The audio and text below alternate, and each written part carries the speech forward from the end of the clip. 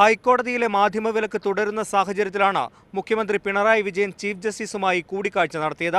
15 മിനിറ്റോളം നീണ്ടുനിന്ന ചർച്ചയിൽ പ്രശ്നം ഉടൻ പരിഹരിക്കാനാവശ്യമായ നടപടി സ്വീകരിക്കണമെന്ന് മുഖ്യമന്ത്രി ചീഫ് ജസ്റ്റിസിനോട് ആവശ്യപ്പെട്ടു. ഇതേ തുടർന്ന് മാധ്യമപ്രവർത്തകർ നൽകിയ പരാതിക്ക് മറുപടി നൽകാനും വിലക്കില്ലെന്ന് ഔദ്യോഗികമായി ഉത്തരവിറക്കാനും രജിസ്ട്രാർക്ക് ഉടൻ നിർദ്ദേശം നൽകാമെന്ന് ചീഫ് ജസ്റ്റിസ് മുഖ്യമന്ത്രിക്ക് ഉറപ്പ് നൽകി. മാധ്യമപ്രവർത്തകരുടെ പരാതിക്ക് മറുപടി കൊടുക്കാം, കോടതിയിൽ വരുന്നതിന് തടസ്സമില്ല എന്നത് പരസ്യമായിട്ട് പ്രസിദ്ധീകരിക്കുകയും ചെയ്യാം. അത് രജിസ്ട്രാറോട് ആ കാര്യം സംസാരിക്കാം. ആ ഉറപ്പിപ്പോൾ അദ്ദേഹം നൽകിയിട്ടുണ്ട്.